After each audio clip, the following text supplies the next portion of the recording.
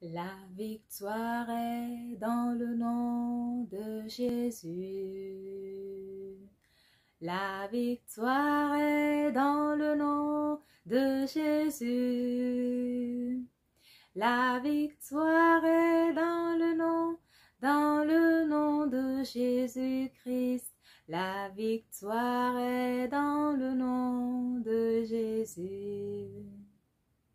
La victoire est dans le nom de Jésus. La victoire est dans le nom de Jésus.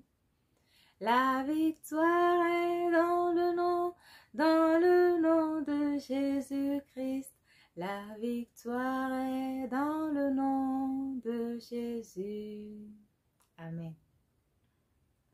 Bonjour au peuple de Dieu. Bonjour aux saintes femmes qui se préparent au retour de notre Seigneur Jésus-Christ.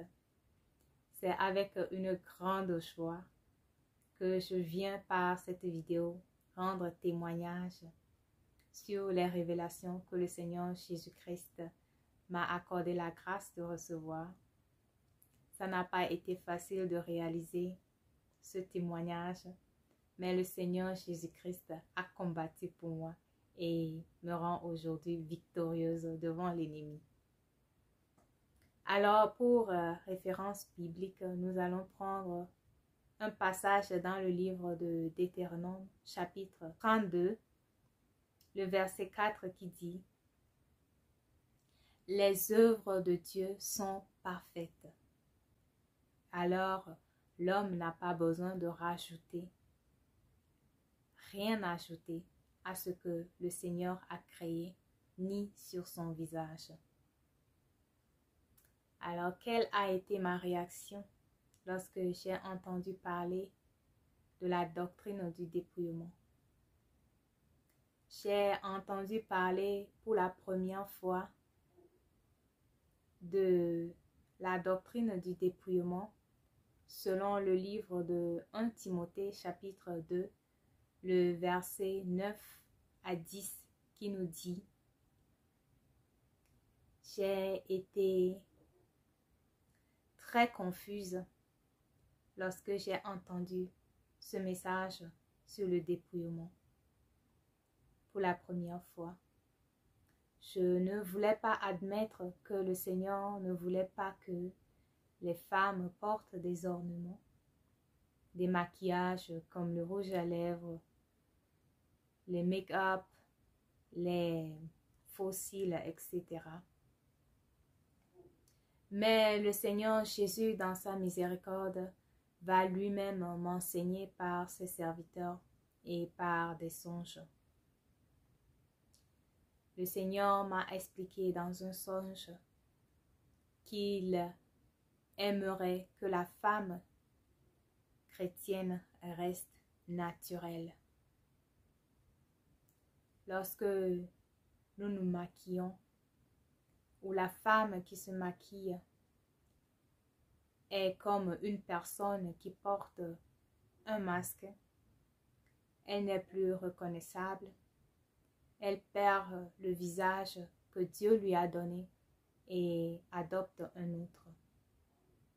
Donc, se maquiller, c'est refuser, c'est rejeter le visage que Dieu nous a donné et adopter le visage que nous voulons. Or, le Seigneur aimerait nous voir tels qu'il nous a créés. Alors, voici un songe de plusieurs que le Seigneur m'a donné en 2019. Dans ce songe, je me retrouvais avec plusieurs personnes à l'intérieur d'une salle. Et parmi ces personnes se trouvait aussi une tante. On discutait. À un moment, je vais avoir une carte d'identité entre mes mains. Et je demandais si on connaissait la personne à qui appartient cette carte ou si quelqu'un pouvait reconnaître la personne d'après la photo sur cette carte. C'est alors que ma tante me disait que c'était sa carte d'identité. Et j'ai dit non, ce n'est pas sa carte d'identité, puisque ce n'est pas sa photo sur la carte. L'image ne lui ressemblait pas. Elle tentait de me convaincre, mais je n'acceptais pas. Elle me disait de bien regarder que c'est elle. Et elle me faisait comprendre que c'est parce que sur la carte, elle n'était pas maquillée. Et elle me citait ce qu'elle avait sur le visage devant moi et qui ne se trouvait pas sur cette photo. Et cela allait finir en dispute. C'est alors que je lui ai remise la carte en murmurant. Je disais, je ne crois pas que c'est elle. Je ne crois pas que c'est sa carte d'identité. Et c'est la fin de ce songe. Alors, la question, parfois entre les chrétiens, les femmes chrétiennes, pouvons-nous quand même faire des petits maquillages sans exagérer? Certaines personnes enseignent que la femme chrétienne peut se maquiller sans exagérer. Et pour cela, le Seigneur m'a donné un message et je partage avec vous un témoignage pour répondre à cette question. Lorsque j'avais arrêté le maquillage à moitié en 2018, je continuais de mettre les crayons de beauté pour maquiller mes sourcils. J'avais pris la décision que, quoi qu'il arrive, je n'abandonnerai jamais mes sourcils poussés comme une brousse. Alors je mettais légèrement le crayon de beauté. Un jour, dans la joie du succès, je demandais à ma fille de deviner depuis combien de temps je ne me suis plus maquillée. Cela faisait plusieurs semaines, quelques mois. Et je lui demande, devine depuis combien de temps je ne me suis plus maquillée. Elle me dit, 1 jour, 2 jours. J'ai dit non, beaucoup plus, devine encore. Elle me dit 3, 4, 5, 6 jours, je ne sais pas. Alors frustrée, j'ai dit, ça fait plusieurs semaines, quelques mois. Elle va me répondre, non, tu te maquilles toujours. Tu utilises le crayon de beauté. C'est du maquillage. Tu te maquilles. C'est pour te rendre belle que tu l'utilises comme tout autre maquillage.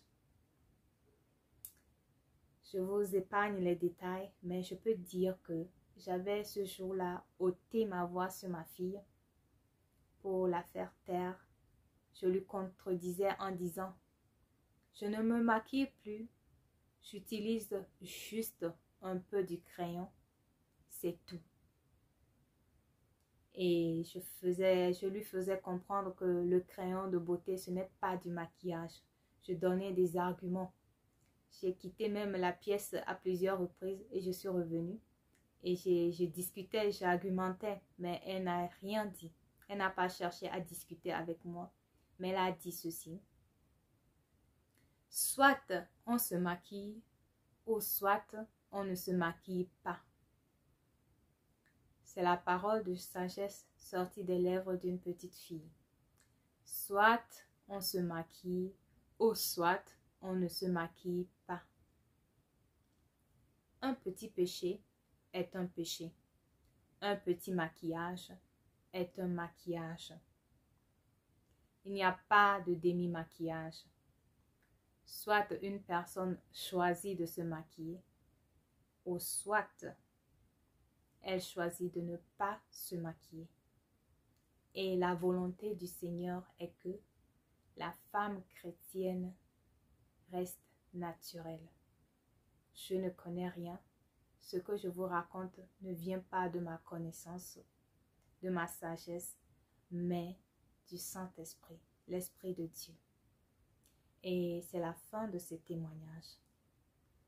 Alors, mon souhait est que vous disposez vos cœurs et que vous permettez au Seigneur Jésus-Christ de vous enseigner lui-même, parce que le Saint-Esprit est le seul qui détient la vérité.